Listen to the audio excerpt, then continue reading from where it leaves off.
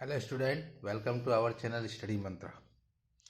पिछले वीडियो में मैंने आपको असतत श्रेणी में समांतर माध्य के कुछ सवाल कराए थे, जिसमें बारंबारता जो थी उसमें संख्यात्मक मान न देके अज्ञात मान दिया गया था, तो उस मान को हमने ज्ञात किया था।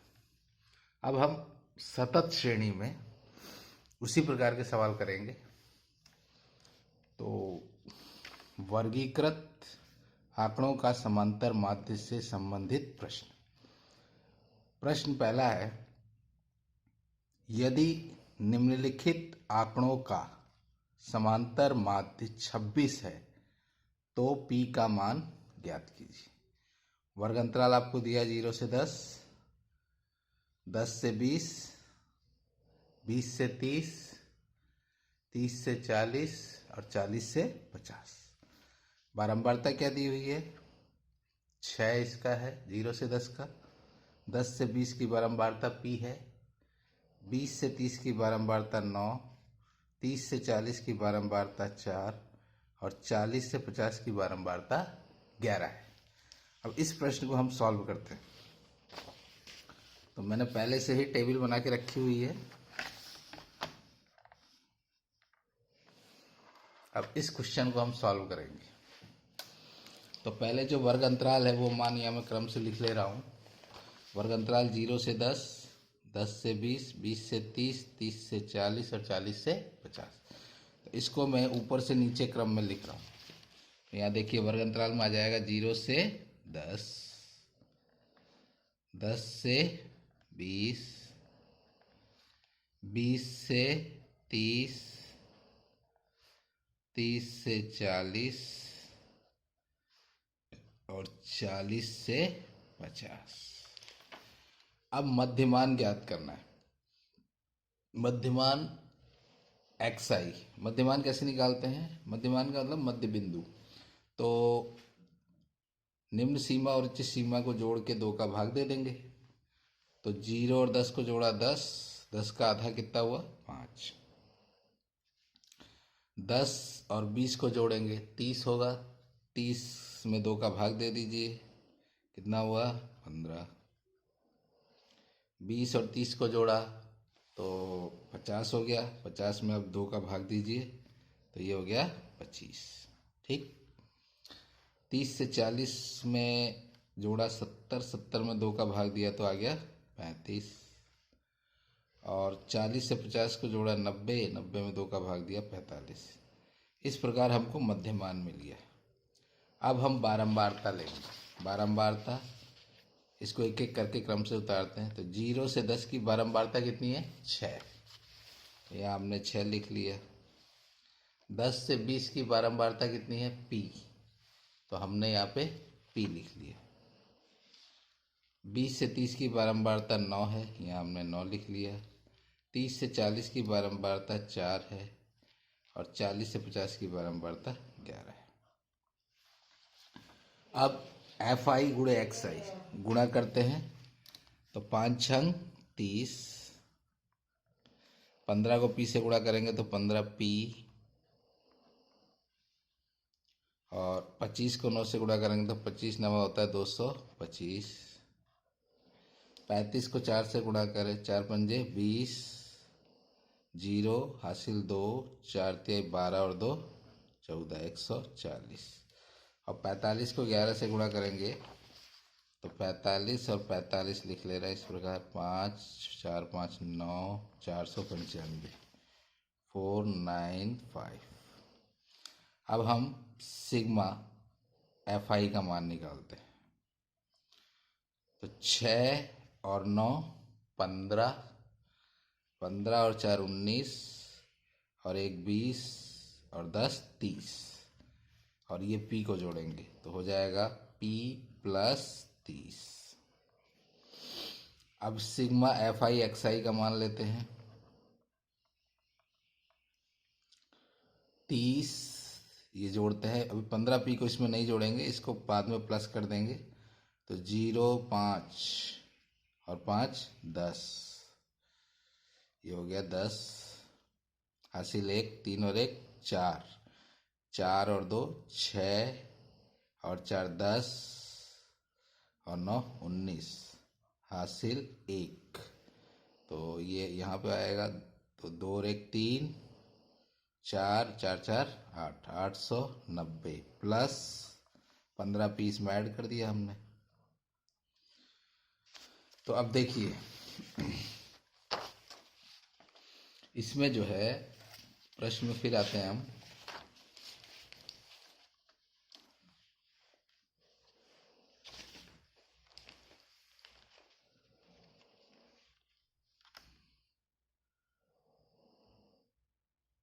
इसमें समांतर माध्य मालूम है हमको, तो समांतर माध्य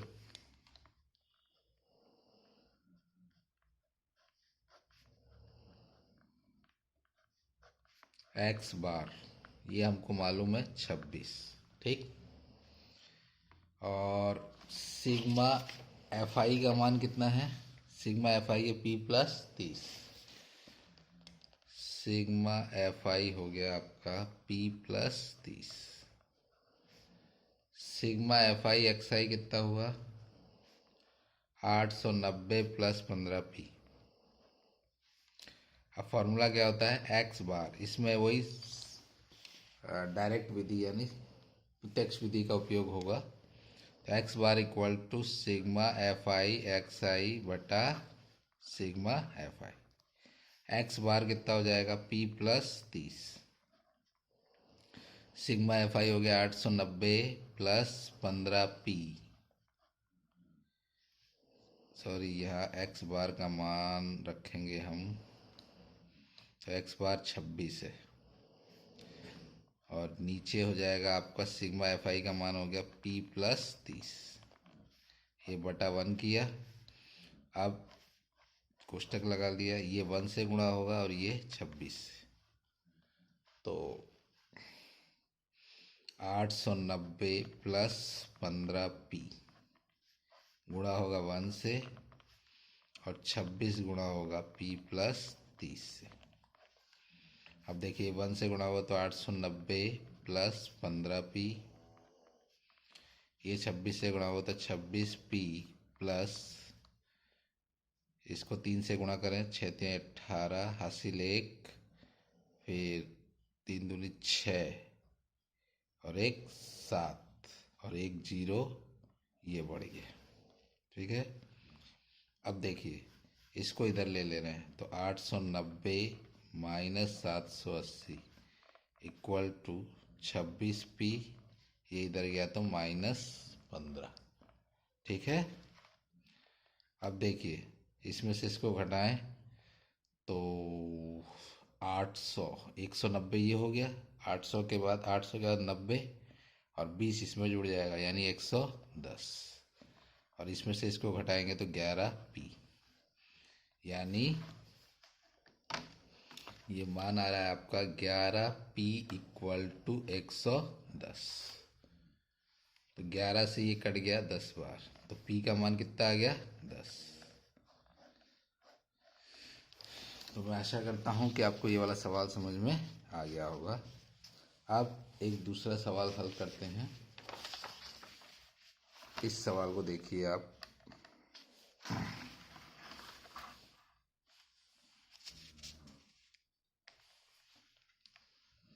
प्रश्न 2, दिए गए बारंबारता बंटन का समांतर माध्य 50 है, तब वर्ग अंतराल 20 से 40 तथा 40 से 80 की अज्ञात बारंबारताएं f1 तथा f2 है।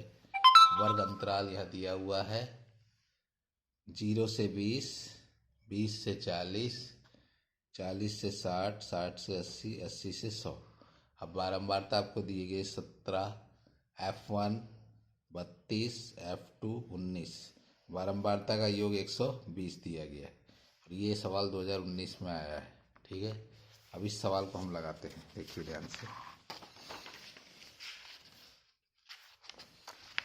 देखिए टेबल मैंने पहले से बना के रखा हुआ है ताकि समय ज़्यादा ना लगे। अब वर्ग अंतराल देखिए, वर्ग अंतराल में हम ये मान रखेंगे 0 से 20, 20 से 40, 40 से 50, 40 से 60, 60 से 80 और 80 से 100। तो यहाँ मान रख देते 0 से 20, फिर 20 से 40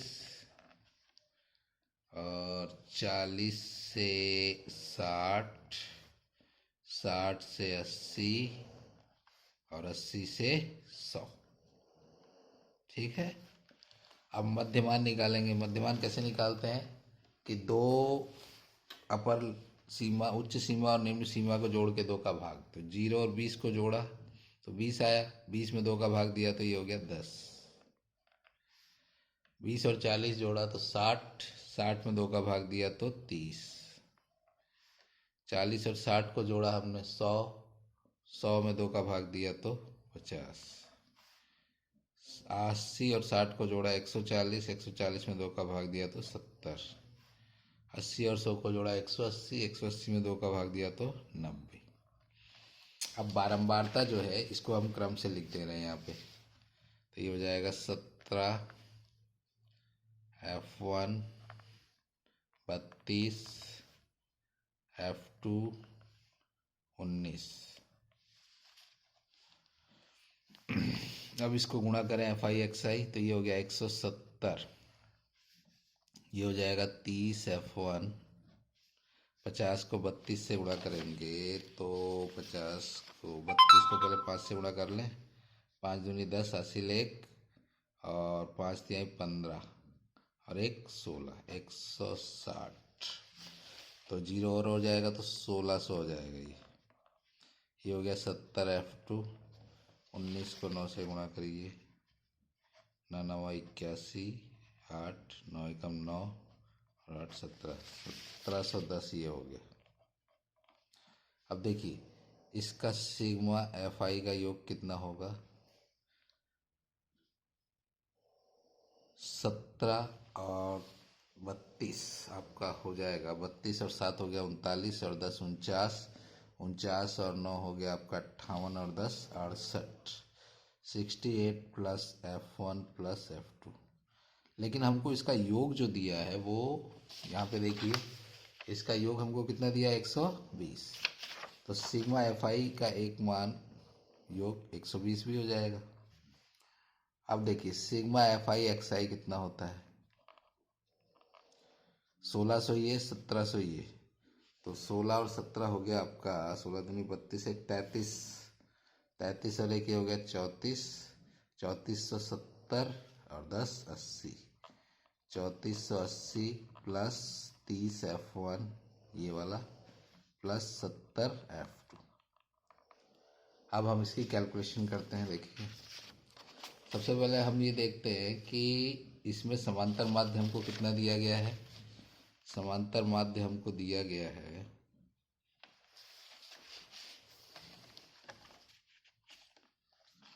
50। ये देखिए समांतर माध्य हमको यहाँ पे दिया गया है 50। तो समांतर माध्य x बार इक्वल टू हो गया आपका 50। सिग्मा FI योग कितना है 120। ये देखिए, लेकिन सिग्मा FI का मान यहाँ पे कितना दिया हुआ है ये देखिए, ये भी देखना है हमको।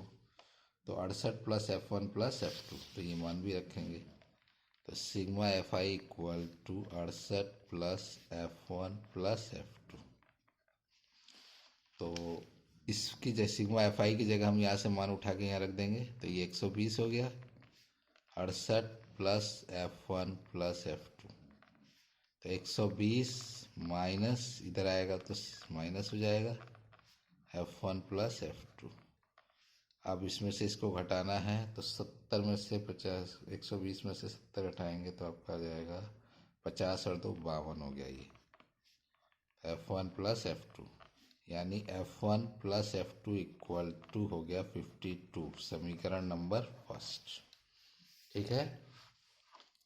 अब सिग्मा FI XI का मान कितना है ये देखिए, ये सिग्मा FI XI का मान है 3480 प्लस 30 F1 प्लस 70 F2। तो sigma FI XI equal to 3480 plus 30F1 plus 70F2। ठीक है। अब इसकी कैलकुलेशन देखिए। एक्स बार, इसमें साधारण विधि का ही प्रयोग होगा, प्रत्यक्ष विधि। एक्स बार इक्वल टू हो जाएगा sigma F I X I upon sigma F I. X bar का मान कितना है, यहाँ से देखिए एक्स बार का मान ये रहा 50, तो यहाँ हमने रख दिया 50। ठीक। सिग्मा एफ आई एक्स आई का मान ये मान है, ये यहाँ रख देंगे 3480 प्लस 30F1 प्लस 70F2 बटा सिग्मा एफ आई की जगह हम रख देंगे 120। ठीक है। बटा 1 क्रॉस गुणा करें तो ये 1 से गुणा होगा तो वही का वही आ जाएगा, तो 3480 plus 30F1 plus 70F2 equal to 50 गुणे 120। तो 3480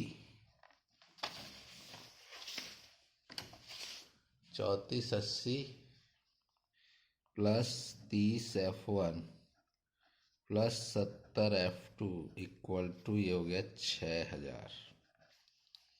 ठीक है। अब देखिए 30F1 plus 70F2 equal to 6000 minus 3480। तो 30F1 plus 70F2 equal to, इसमें से इसको घटाएंगे तो मान लीजिए अगर ये 35 होता तो 25 हो जाता, 6000 में से 35 से उठाते 2500, 2500 और 20 और हो जाएगा, तो ये हो गया 2520। अब 10 कॉमन ले रहे हैं यहाँ पे, तो ये हो गया 3F1 plus 7F2 equal to 2520। 0 से 0 कट गया तो ये मान आपका आया 3F1 plus 7F2 equal to 252। समीकरण नंबर 2। अब देखिए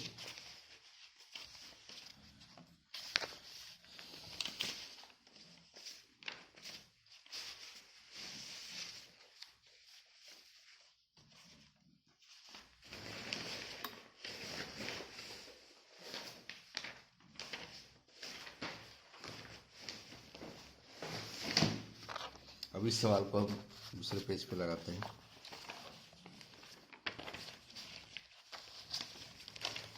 देखिए हमें इक्वेशन क्या मिली थी, second equation 3F1 plus 7F2 equal to 252। ये हमको इक्वेशन नंबर सेकंड मिली थी। और इक्वेशन नंबर फर्स्ट क्या थी, F1 plus F2 equal to 52। ये फर्स्ट। तो इक्वेशन फर्स्ट से क्या हो जाएगा, F1 इक्वल टू कितना हो जाएगा 52 माइनस F2। अब ये F1 का मान हम रखेंगे इक्वेशन सेकंड में, समीकरण सेकंड में। तो F1 का मान समीकरण सेकंड में रखने पर तो 3F1 plus 7F2 equal to 252, यही इक्वेशन सेकंड है। तो 3F1 की जगह हमने रख दिया 52 minus F2 plus 7F2 equal to 252। अब देखिए 3 को 52 से गुणा करिए तो 3 दूनी 6, 3 पच्चे 15, 156 minus 3F2 plus 7F2 equal to 252। इसको हम पक्षांतर करके इधर ले जाएंगे तो ये हो जाएगा आपका, इसमें से इसको घटाएंगे तो 4F2 इक्वल टू 252 माइनस 156। तो 4F2 इक्वल टू हो जाएगा 252 में से 156 माइनस करना है हमको, तो 12, ये 2 हो गया, ये हासिल दिया, 12 में से 6 गया 6। अब यहाँ पे 24 बचा, 24 में से 15 घटाएंगे तो 9। तो ये 4 से काटो इसको, 4 दूनी 8, एक बचा, 4 छंग 24, सॉरी एक बचा 16 हुआ, 4 चौक 16। तो F2 का मान आपका हो गया 24। अब ये F2 का मान हम इक्वेशन फर्स्ट में रख देते हैं।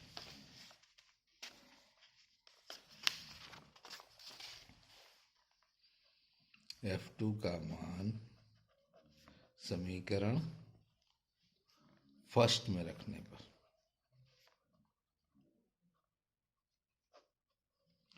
तो फर्स्ट क्या है, F1 plus F2 equal to 52। तो F2 का मान 24 जो आया है, ये मान हम यहाँ पुट कर देंगे। तो F1 प्लस 24 इक्वल टू 52। तो F1 बराबर 52 माइनस 24। तो F1 इक्वल टू हो जाएगा, इसमें से घटाइए तो 12 में से 4 गया तो 8, और यहाँ पे बचा 4 में से तो 28। यानी F1 हो गया आपका 28 और F2 हो गया 24। तो ये आंसर। तो मैं आशा करता हूँ कि ये दोनों सवाल आपको समझ में आ गए होंगे, और इसी के साथ समांतर माध्य जो है वो ख़त्म हो गया है।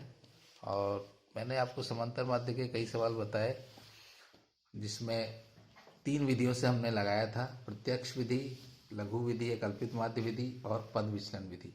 और उसके अलावा जिनमें अज्ञात बारंबारताएं जो दी हुई हैं उनको लगाया, तो उनको हमने प्रत्यक्ष विधि से लगाया।